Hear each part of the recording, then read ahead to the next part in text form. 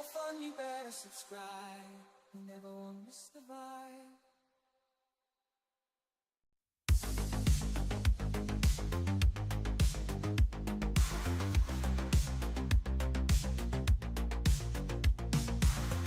Scrolling through my feed, looking for a good time. Hatcher on YouTube, dropping truth and rhyme. Passion for magic, he's playing the cards right. Live stream so funny, keeping us up all night. Waking up early, smelling bacon in the air. Gotta start the day with a savory fare. Evening rolls around, time to chill and unwind. Tune in for chill streams where relaxation you'll find. Come hang out, let's battle for Lord of the Board. Hatcher's got the insights, he's got us all aboard. In the world of magic, the gathering, he's a master and a guide. So let's talk MTG and take the ride.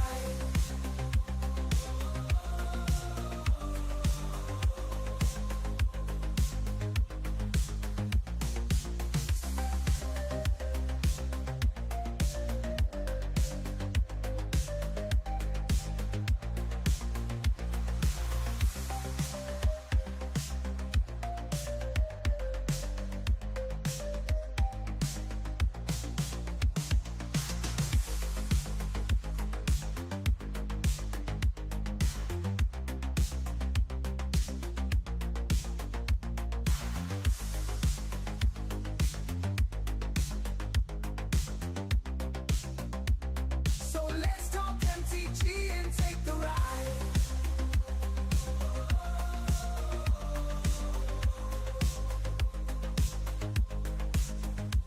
For more fun, you better subscribe. You never want to miss the vibe.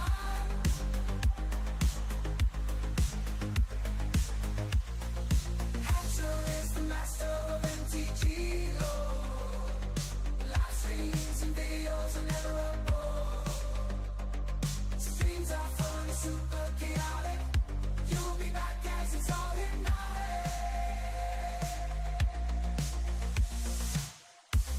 Come hang out, let's battle for Lord of the Board. Hatcher's got the insights, he's got us all on board. In the world of magic, the gathering, he's a master and a guide. So let's talk MTG and take the ride.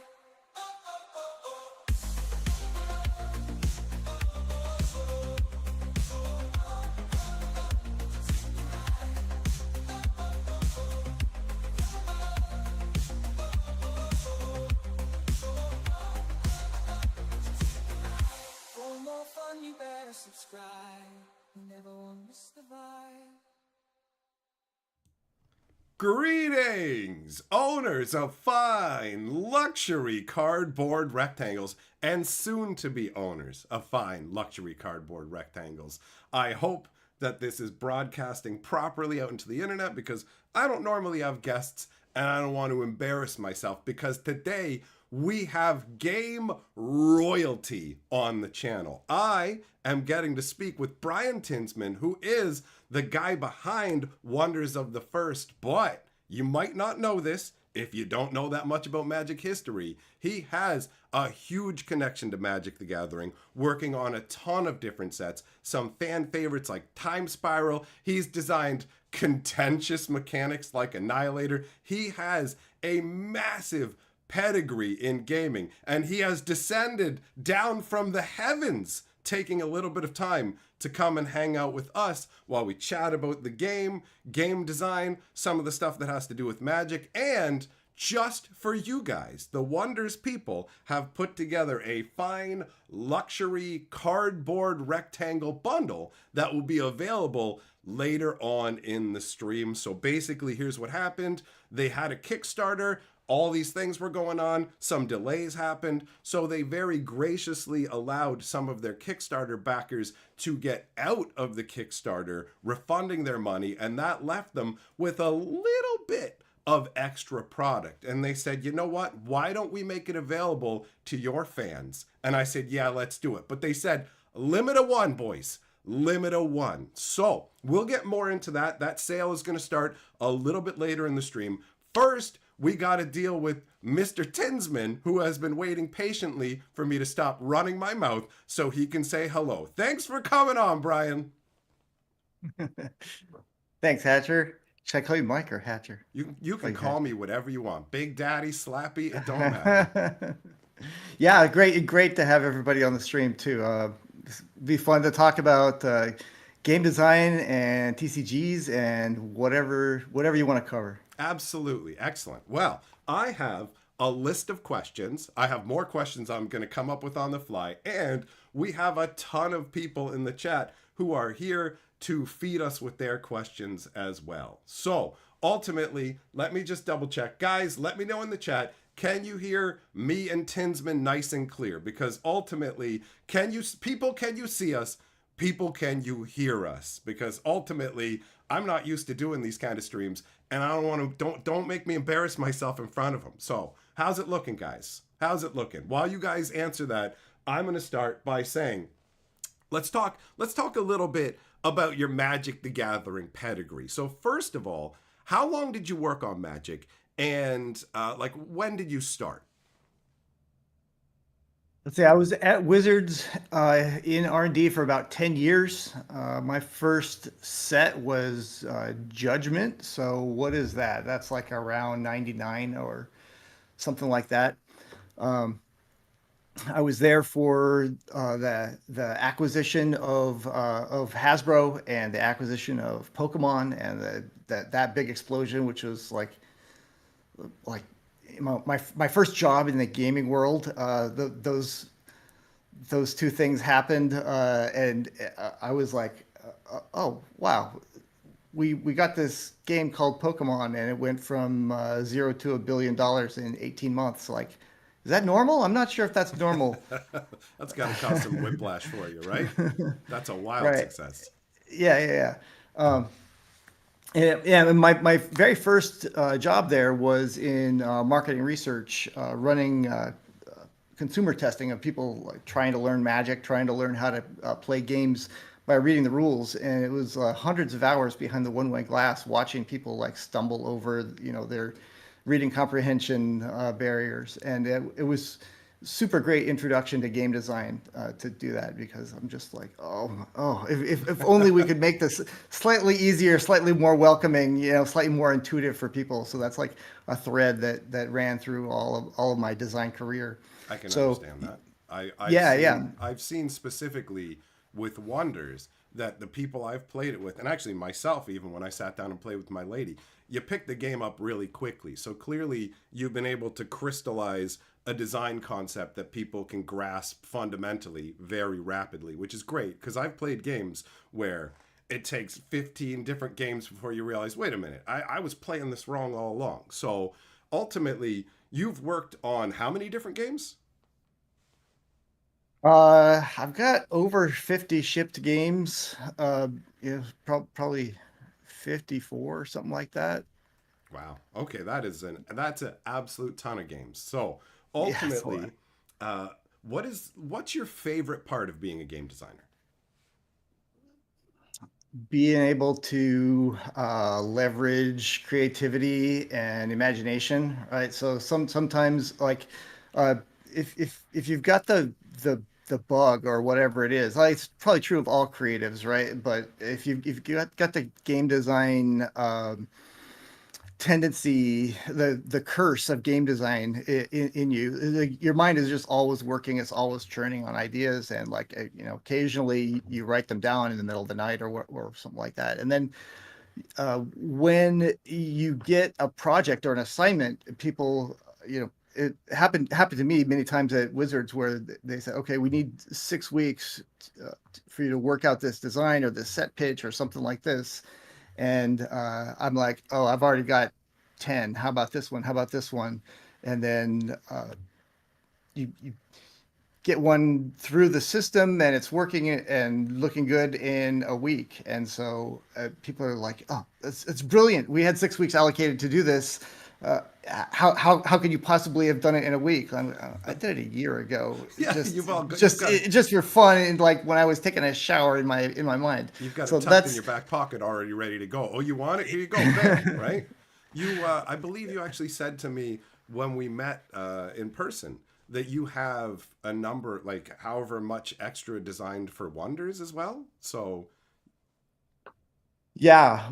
So as we took our time with Wonders to put together a system design that is really clean. It has a ton of design space, and like when you hit on it because it just cards want to be designed for it, right? And again, while you're daydreaming or whatever, you can think of like a whole theme or a whole series or a whole interaction that can be like a major mechanic to drive a set, and they just like they pull themselves out of your mind when you've got the set design or the system design really clean. So when we look at TCGs, we break it into system design and then system development, right? And then set design, set development. System design is like the basic framework of the rules. When do you draw a card? Like how do you attack? How do you win? And then set design is like the actual abilities of the cards themselves and okay. concepts of them, like this is a dragon, this is a warrior, and all the stats of the units. And so with Wonders, we got to really take our time to refine the system design, and you don't often get a chance to do that, right? You usually have like pressure to ship on a certain date, and you've got a budget and a runway, and time is running out, and like it's not quite right, but ship it anyway, right? So we didn't do that with Wonders. Like we got to make the game we wanted to make, and it's like because of that, it churns out sets like crazy. Yeah, that's got to be a fantastic feeling. Ultimately, it must be frustrating when you know a game needs more room to breathe and you're not given the ability to do so. But with this one, aside from maybe a project that you're literally just creating on your own, you had an extraordinary amount of control over the creative process, right? Yeah, and in fact, the the publisher is not traditionally a game publishing company, but the, they were very very committed to getting this thing out and getting it right. So they kind of came to me and said like, "Hey, how to get the game designed and do it right. So you guide us." And so I was sort of like, "Oh heck yeah!" They won't know if I'm just going off in my own direction or not. They'll just Yeah. let me have fun and do what I want to do, and it worked out great. Yeah, they They let they they, they we actually had some fantastic like pure design immersive offsites where we rented a big Airbnb and got a whole design team of about 4 or 5 people together and kind of like stayed up all night for several days in a row, just working on stuff, trying different designs, trying different card abilities, and like a huge amount got done in that time. And we had one session where we were just balancing the precon decks against each other, and so we had to make sure every precon deck plays well, works well, has answers and solutions for every other precon deck. So we just like played for almost 48 hours straight until we had like every matchup worked out. That's awesome. So, actually, now that you bring up the precons, I did have a question about one specific card.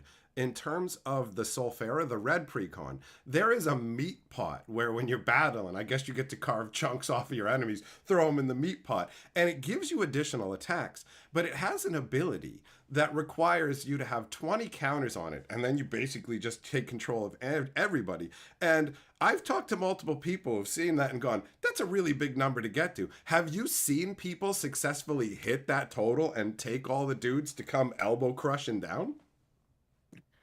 Yeah, that's in the two-player starter kit. Oh, There's sorry if a I said the wrong deck. yeah, My bad. I got Sulfera it NFL twisted. one deck. Yeah. Victory. Oh, looks like we're having a. So Oh, I haven't seen it. there Can you was a hear me bit of okay? a glitch with the Discord for a second, so it kind of cut off what you were saying. So if you want to Oh just yeah, restart that. yeah. So I haven't seen the Victory Feast cooking pot go off Okay. completely before. Uh, Ramal says he's seen it go off before, but Okay, cool. you also you never know for future cards. You know, might be something that enables it in the future. I figured there was probably going to be something coming down the pike when it came to that because I looked at it and went, all right, this is pretty strong to start with, giving you some extra attacks, but ultimately it seems like a big hurdle to leap unless somebody is just dominating in the game. And I've been dominated by that red deck multiple times. I like trying the blue side of it because it's got all the seek abilities and it feels like if you can maneuver things just right, you can squeeze out a victory, but you have to be a little more clever with it. And I've just been getting beaten down by dragons and stuff. Every time I think that I'm in a good position, I just get ragdolled. So ultimately, I'm the one getting thrown into that into that cooking pot. So when it comes to wonders, I have a number of questions. First of all, what actually inspired the concept for the game?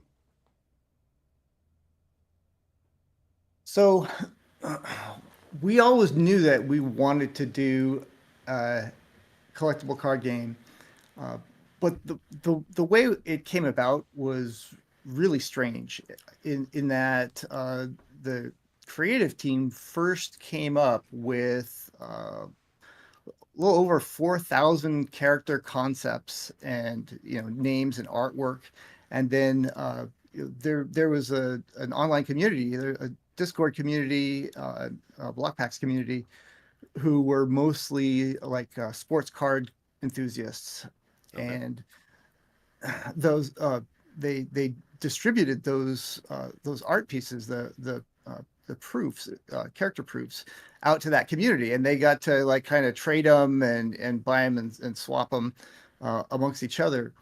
And from that, some of the more popular ones, the ones that people were most excited about, kind of like rose to the top. And then uh, there was enough excitement about it that the company and the community were like, you know what, we could make this trading card game and have a built-in audience, and they really want to see it happen. So normally when you make a trading card game, you would either first start with the mechanics and then create art and characters for stick those onto the mechanics, or you would have like a license and you'd be like, okay, what are Darth Vader's abilities? Mm-hmm.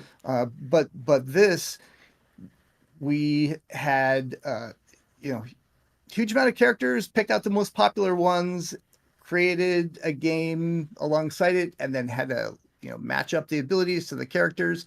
And we ended up with some strange cards, like kind of an interesting and wonderful combination that you wouldn't normally get.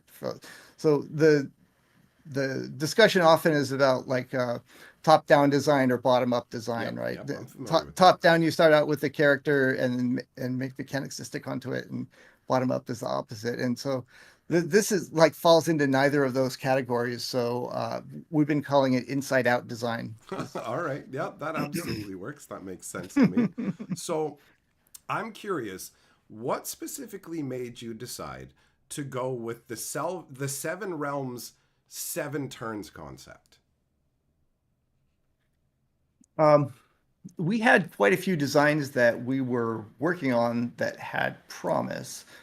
The Seven Realms actually came from the company head Jeff, uh, and it was based on a game that he had made as a kid, essentially, playing a version of War in seven little matchups with poker deck, Okay.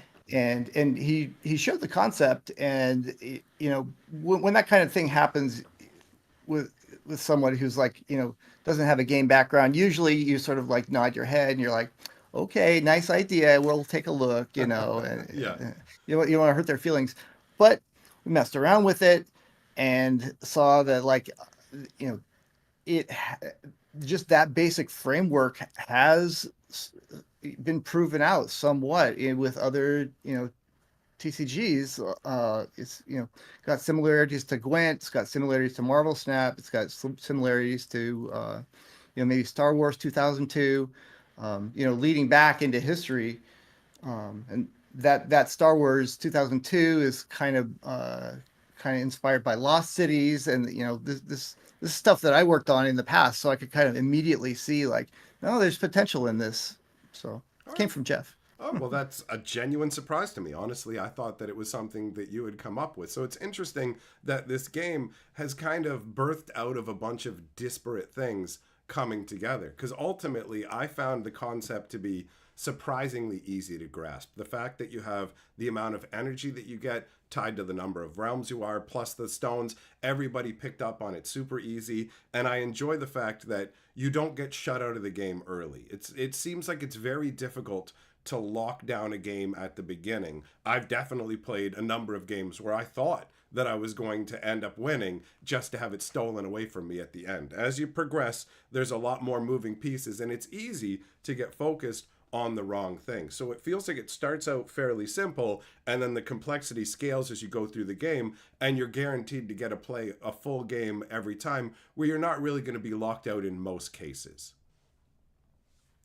Yeah, it's something that I think I didn't appreciate how great that is when I first worked on it.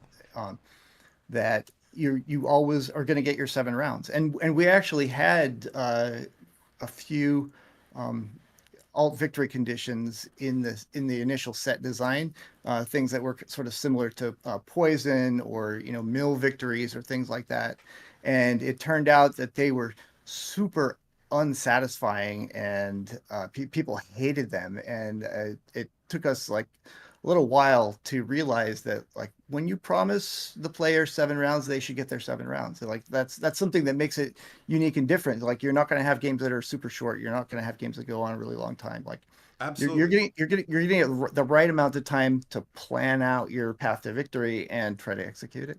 Yeah, I find it to be a solid framework where you don't feel rushed and you also don't go on over long. I've had a difficult time with some board games that my friends would play, like Axis and Allies, where at a certain point my brain just goes, "We've been in this game for too long. I just want out. So either I'm going to win right now or I'm just going to burn down in flame and glory." So having like a set limit like that really works pretty well for me. Now, looking at the time that we are here at in the stream, I believe we're coming up close to when the sale is going to be going live. So I'm going to take a moment to talk about that. I appreciate you answering all these questions so far. And I still got more. There's obviously people in the chat who have questions as well. Sorry, guys. I didn't realize that like there would just be so many things flying by. But I see you. I see you. We're going to talk now about the sale. And I'm not sure if I'm going to be sent a link to post in the stream description or if there's another way that you get to the actual sale, but it should be going live in a few minutes. So let's talk about what's going down. As I mentioned before, they have a little bit of extra stuff from the people who basically weren't able to, well, not weren't able to, they decided they didn't want to go forwards with this, so they were kindly given refunds. And that means that there are a few of these boxes available. So the bundle goes like this. You get one of these booster boxes where they each come with a bonus alt art silver pack. They also come with one guaranteed OCM, which if I believe the term is orbital color match. Is that correct, Brian? Yep. Okay, so they come with one in every box. And so when you get the box, as a bonus, they're also including the 2-player starter kit. So this comes with 2 booster packs. This comes with a Thalwind and Solfera deck, the blue and red decks. So the red deck is a big beater beef down deck where you just come in and crush skulls. And it is definitely beefy because I've been smashed down by it multiple times. And the blue deck, which I keep playing despite my inability to actually do it properly, has a lot of maneuverability. The creatures are smaller, but they have the ability to bring up more creatures to move guys to different realms. So it is definitely a trickier deck. And then I don't have the actual playmat because they're going to be giving you a random orbital playmat. So to give you an idea of what they look like, this is a basic non-artwork style playmat that has the 7 different realms and everything. So you get the playmat, you get the 2-player starter kit, and you get the booster box here. So I'm just gonna check, take a look and see if somebody's mailed me, I should say, dropped a link for me in the Discord, or if you guys, I mean, I'm pretty sure that I saw Jeff here in the chat somewhere, right there. Okay. So, yeah, these boxes have serialized cards, they have formless foils, they have the regular foils in them as well, and these are the limited edition collector boosters.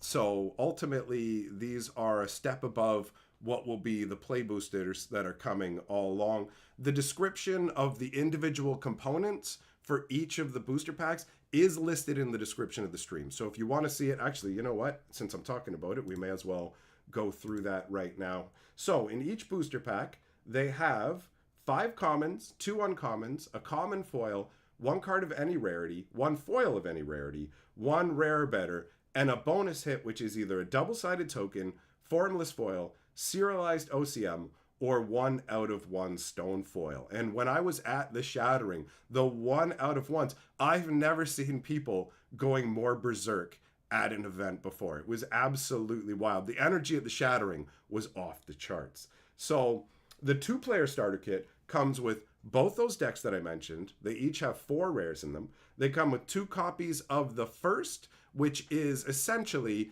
an all-color land that gives you access to all the colors. It comes with 2 alt art exclusive cards, a Tharn Sharkblade and Celera Shadowstalker. And oh yeah, I really like Tharn. That's the guy who lets you portal dudes around. I found that that's a lot of fun, but you got to know who to portal and when, because you can either boot one of their guys somewhere you don't want him to be, or they don't want him to be, or you can move your guys around. So there comes with 2 paper quill playmats as well, and 1 set of stones, as well as a quick reference rule card, and the 2 booster pack bonuses that I mentioned as well. So that is what's included. You get the 2-player kit, you get the booster box, you get the playmat, and that is, again, limited to 1 per person. I can see there are some people saying that they've already got them. They've already picked them up. If somebody wants to send me the link in Discord, I will pin it right. I will pop it right here into the chat, because I did not have that ahead of time because this wasn't live at the time. So if somebody from the team can go ahead and message me that on Discord, I will go ahead and pop that in there. That way the people who are waiting and want to get it will have the opportunity to do that. Some people have already been there, but ultimately the way the stream is set up is you guys can't share links on your end, so it's got to come through me. So I'll just wait here while that's coming through. And I had a couple of comments. Yeah, go ahead. Sorry, I just kept talking. Jump in. Go right ahead. Yeah. So at the Shattering, the first night we were opening packs with a big group of people, and someone opened the first stone foil. And for those who don't know, every card is a 401 card set, and every card in the set has a 1 of 1 version, right? So if you open that, it's like you own the only copy of that special one in existence. And when people were opening those in the big group, their hands were shaking and people were gasping like to catch their breath. I've never seen that happen on any game that I've worked with before, and wow, it kind of touched my heart to be part of that experience. And then later that night, I opened one myself, which is incredibly lucky. It was super rare. And then my buddy on the design team, Ramal, he opened one that was my favorite card in the whole set, and he graciously traded mine for his. So I have it right here. This is my stone foil strange mutated mass. Oh, nice. That's epic. That's an epic too, isn't it? It's an epic 1 of 1. Yeah, thank you to Ramal for trading my stone foil for yours. That's awesome. Yeah. So it's my treasured card of the set. Yeah, honestly, I'm hyped for that. Every time I'm cracking a pack. I know there's a chance for an OCM. I know there's a chance for that one of one. And I played in the breaking event that you guys had at the Shattering on Friday night. Me, my lady, and Wayne all played in it. And she and Wayne both cracked an OCM while I'm sitting there going, oh, where's mine? I want to be a part of the good time. Everyone's going nuts. And I'm just sitting over there going, I'm glad they got them, but when's my turn? And the people cracking the one of ones, you are very correct when you say they were vibrating with energy. I literally saw people shaking. It's absolutely wild. The Shattering had some of the best energy that I've ever seen at a card game event ever. And I remember talking with you there and you saying that up until this point, you didn't really believe like the level that people were going to react to it with, because until you actually see it in person, it's all just on paper. You know you've got a solid game. You know you've put it together right. But what's going to happen? Are the people going to resonate with it? And it was electric. The Shattering was amazing. I'm looking forward to going to the next one that's going to happen later this year, where you and I are supposed to be the guests of honor at a dinner, which I'm thinking it's going to be a fantastic time, because I had an amazing time with you guys, and Wonders genuinely surprised me with how enjoyable it was. Wayne came down with me, and originally he said, you know what, I'll take some of these cards, I'll play with them, but then I'm just going to give them to you when we're done. And I was like, okay, cool, no problem. And then by the end of the first day, he was talking differently. I'm going to share these cards with my buddies. I'm actually like, I'm going to build decks for the other friend group over here. And I'm like, oh, well, what happened to me getting these cards? And then the next day, he's literally, I'm going back to the hotel room to take a nap. But he didn't. He stayed up for hours sorting all of his cards and building that ridiculous deck based around smashing stones, because you have your straightforward strategies, but you've also seeded in some really wonky cards in terms of just strangeness, like the stone smashing concept. What made you decide to do that? I do that naturally. I put all kinds of weird stuff in my sets just because like they just want to come out, and you want to make a first impression with the first set to show people the kinds of weird things that the game system can handle. So it's like, you get a new car, you want to rev the engine. Let's see if we can put the needle in the red.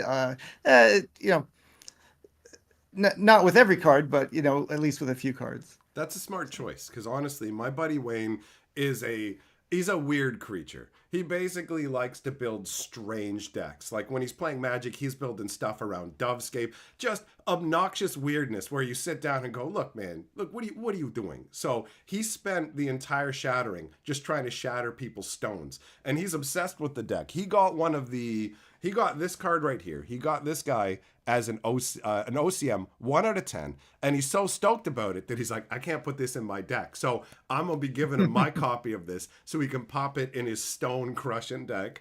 I am probably going to play something a little more straightforward, honestly. I'm looking at the big, dumb green stuff. When I saw that, so what is it? It's some kind of fungus titan, and it has 12 power, and every time you attack with it, it gives you 4 energy. I love big dumb creatures. There's also that, I think I might have it right here actually. I do. There's the one gigantic whale, and he's massive. He's got 12 power, or no, sorry, he's got 13 power, and when he comes out, he makes a giant 5 power token. Speaking of tokens, what was the idea behind making the back? I just knocked my light over here. What was the idea behind making tokens into lands as well? Yeah, the game doesn't really have a concept of basic lands, but we did want to put those in there so that we didn't have to have a separate land tray for draft and sealed. Oh, So okay. that's the main idea, that you can use the tokens on the land side or the token side.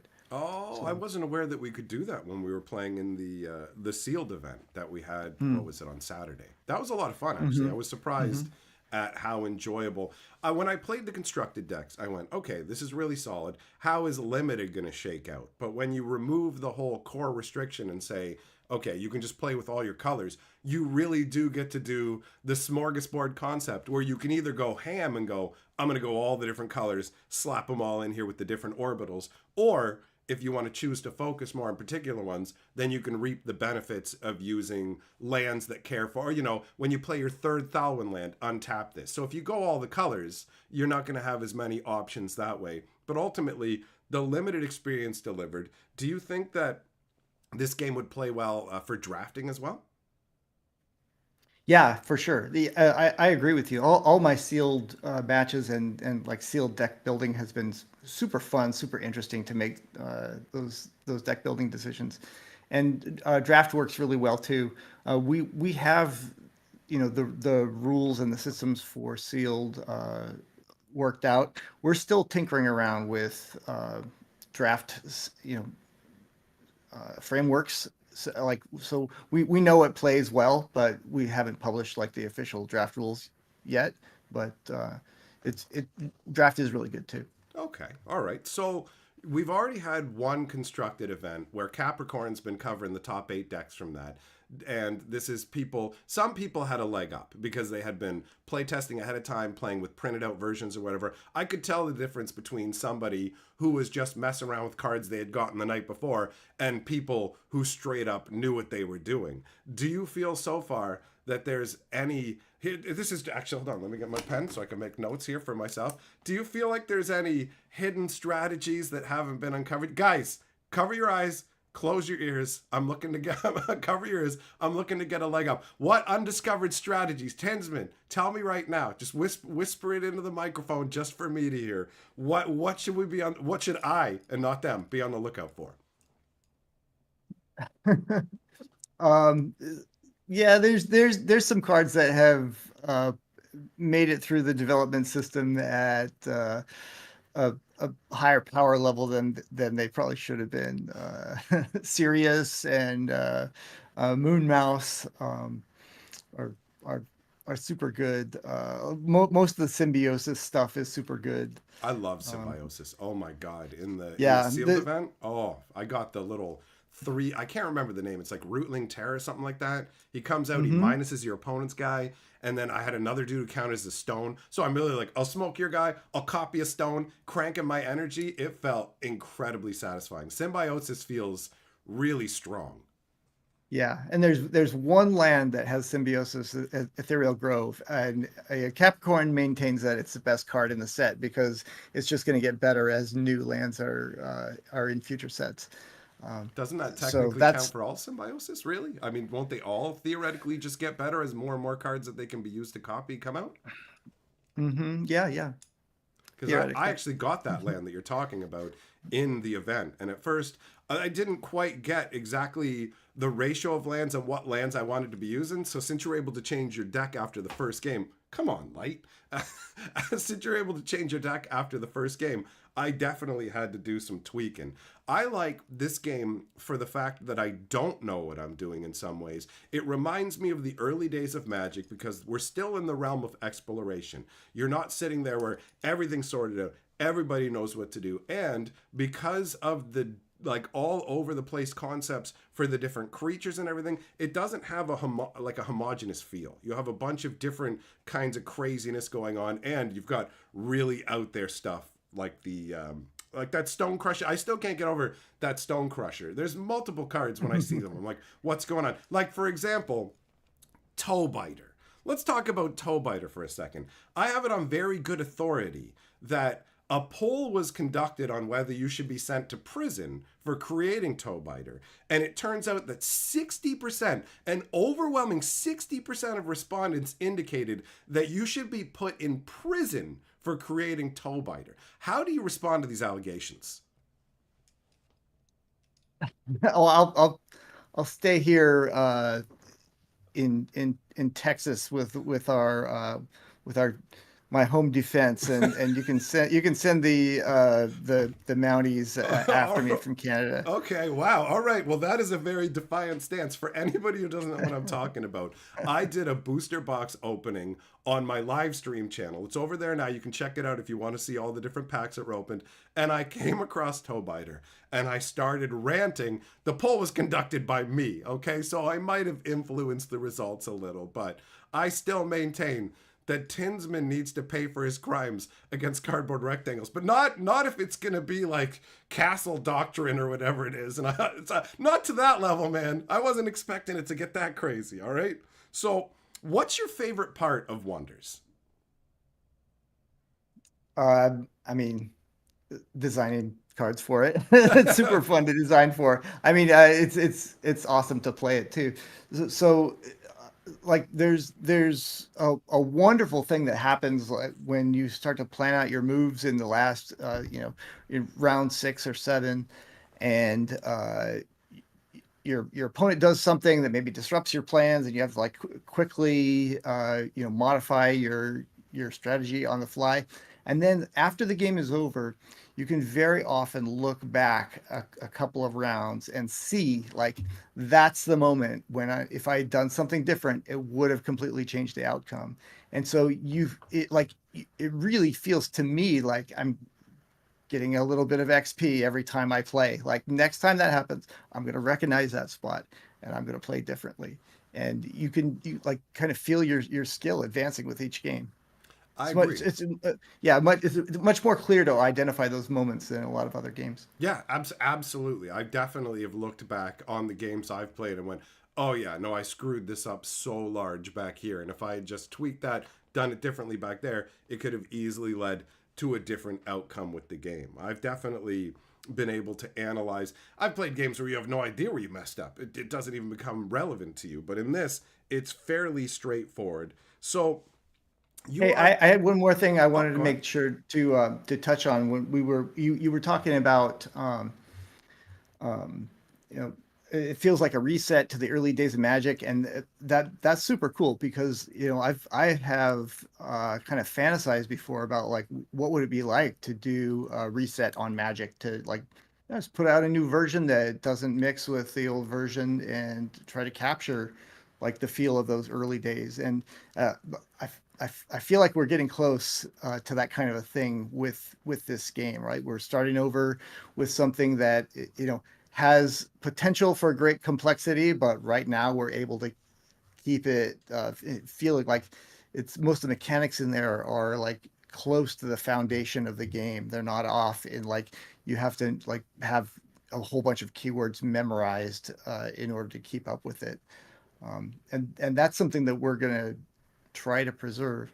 And that kind of segues into DBS and the no reprint policy, which is something else I wanted to talk about. Like that also came from a discussion between Jeff and I, where because coming from this collector's background and is concerned about like how do we make sure to protect the value of collections over time. And I was kind of feeling that way too, because, I worked on sets from the early 2000s and I still have like a whole bunch of sealed boxes of Time Spiral and Rise of Eldrazi and that great stuff, which, at one point those were really high value, and now I see like there's been so much reprinting that sealed product is They've not like cratered it. it's not keeping its value, and that kind of hurts, man.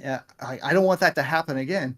So we had the discussion about how can we uh, limit the damage to collectors from reprints, and then finally Jeff asked me, could we just could we have a TCG where there's no reprints? And I the conventional wisdom has always been no, that's not possible. But we took it as a challenge to say like let's figure out how to do it. And we came up with the DBS system and a few other factors like the nested set design. But talking about DBS, so the DBS is the deck point building system, where every card has a point value that gets tuned over time. So uh, as old cards come to be dominant and are super powerful compared to new cards that come out, they'll slowly go up in point value over time, so they can no longer be in 1,000 point decks, right? And it's sort of like the the the seniors have to graduate so that the freshmen can come and start, right?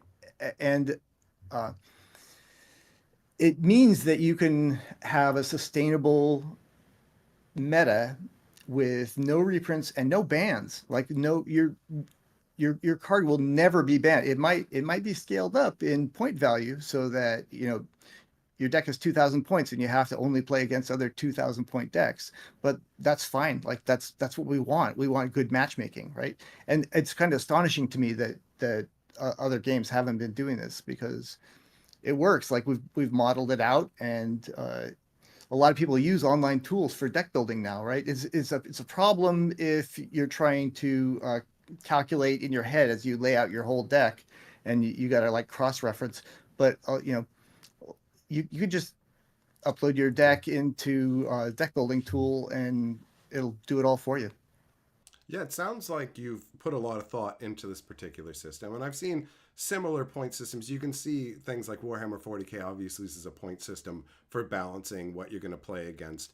And in a different way, Keyforge, which was a really interesting game, it wasn't technically like a collectible card game. It was more like a collectible deck game because you couldn't alter the decks. But it also had an inherent system where no decks would need to be banned. It was just essentially you could put limitations on things so that, yeah, you can still play with what you want to play with. You can still use your stuff. We don't have to ban it. Actually, the only thing that had to be banned with Keyforge was their algorithm was messed up. So it gave the decks random names, and some of the names that they got were incredibly unfortunate. So they were basically like, please, if you get one of these decks, mail it to us and we'll send you 2 decks. But everybody who got one was like, no, no, no, no, I'm keeping this. So ultimately, the idea of being able to use everything that you have is obviously compelling. It's never fun when you're just, oh, you can't use these cards anymore, right? And also, I agree with you on the whole point about how the value of Magic and like you keep your stuff. Wizards has essentially gone and said, we're going to take everything. We don't care what it does to your collection. And in fact, they use practices that I found to be really egregious in some ways to kind of double dip on cards where they go, we're going to put in a secret layer, make it available for you. You're going to buy that secret layer based on the secondary market hype prices. And then we're just going to, we're also sliding in a set right afterwards. And so it seems like it's a pretty frustrating scenario to be in where the company has no interest in you maintaining your collection and it being worthwhile having. It's all just, what can we get right now? So I can see how you guys want to avoid that. Now, how many sets do you have ready waiting in the wings? You said you like to design cards. How many cards you got waiting in the background for us here? Is the next set already completely done? What's the deal? Yeah, the next set is designed and is entering the plates testing stage for refinement and tuning. And then yeah, we have card designs and concepts for the next at least next 3 sets after that. Oh wow, that's absolutely fantastic. And just to let you guys know, the sale has concluded. It has all sold out in an incredibly fast amount of time. So congratulations to everybody who was able to grab themselves some of this sweet action. Honestly, I'm a huge fan of the game. It pulled me in surprisingly fast. I'm going to be 100% honest with you guys. They lured me... Wait, I got to point this way. He's over here. They lured me down with Tinsman. This guy, I've been interacting with him for a few years. He found my channel. We've been having a lot of fun. When he first showed up, I didn't even believe it was him. I was like, anybody can pretend to be anybody. But then, when it was verified, I got excited. I'm like, yo, somebody who worked on Magic has come by. So ultimately, my main goal originally was, I'm going to go meet Tinsman, and I'll check out this game while I'm at it. And I thought to myself, I might be in a scenario where I might have to be polite and say, thank you for letting me try your game. I wish you the best with it. Good day, sir. But the first game I played of it, I sat down with my wife, we played against each other, had a good back and forth, and I realized, oh, this is a full-on, legitimately designed game. This is something you can get into. It's already converted me, my lady, my buddy Double Strike who came down. So ultimately, this is a very solid foundation. Seeing the reaction at the Shattering, seeing the effort that's being put into just everything around it has me super hyped for the future about it. And I mean, let me ask you, How does it feel, Tinsman, when a game is done? And I mean, obviously, there's still more sets to design or whatever, but how does it feel when you know you've finished it? You've got the product and it's ready to ship. Is that an elated feeling? Is there kind of a, sometimes when things, it's almost like an ending and some people get low, some people get high. How do you feel? Yeah, I kind of have to make myself stop and appreciate it because over the design development process, you're always fixing little things. You're always you have a running list of things to make better. So it's very tempting to fall into the rut of being critical of like, oh, what if I'd done this or done that. But in this case, like, I just got finished saying that, like, yeah, we got to make the game that we wanted to make, and so I kind of have to stop myself and say, like, damn, this came out really great. Yeah, it really It's did. yeah, it's with any creative project, you're making a movie or something like that, you always think about, like, you know how do you know when you're done? Writing a novel, like, if you spent more time, you could always probably make it a little better, but How much you, polish, right? yeah, you have to, like, appreciate how far it's come, and I'm super happy with it. I kind of knew that people would really have fun with it because I had so much fun with it myself. But like, seeing it happen and seeing it's real now is just like, it's a warm feeling. Yeah, completely understandable. I saw the, like, in real life, as you slowly accepted what was happening. It's kind of unreal to get to see it in person too, right? It's one thing to have people picking up your game in some kind of nebulous, distant way where maybe you have it listed on Amazon, something like that. People are buying copies of it. I mean, you told me that story about how some random family contacted you about a game you had designed like 10 years ago. Hey, we can't find the rules. Can you explain it to us? So you get little bits of contact like that. And you said that, you worked on Magic back in the day and you did the focus groups, testing and everything. But this is a completely different beast. This is literally people who are essentially foaming at the mouth to get their hands on their product. And you got to be sitting there a little bit like, okay, listen, we, up until this point, we really don't know what's going to happen when they get their hands on it. And then you see everybody's going berserk. Everybody's having an awesome time. The amount of boxes that were being cracked was absolutely wild. And I was not expecting Carly to get on board to the level she did, where we're sitting there at that table that they had set aside for us at the dinner. And she's just nudging me going, are you going to go get some stuff for us to open now or what? I was like, oh, okay. She sat there for hours, literally just sliding through card after card after card, building her deck. She had a fantastic time in the constructed stuff. So it's got to be absolutely amazing to be down there at the granular level, seeing everybody living and breathing your new game. Yeah, for sure it is, and I'm super proud of the other people on the design team and our playtest team. I'm the one sitting up here, but there's a lot of other people who were really important to making this game happen. So I want to give a shout out to all our playtesters who got to go through, like, they got to see the unrefined versions of the cards, and find broken stuff that needed to be weeded out, and slog through all of those, like, alt win conditions and stuff like that were terrible, and and yet they still were excited and still had fun with it. So I'm super grateful for all of them too, and our design team.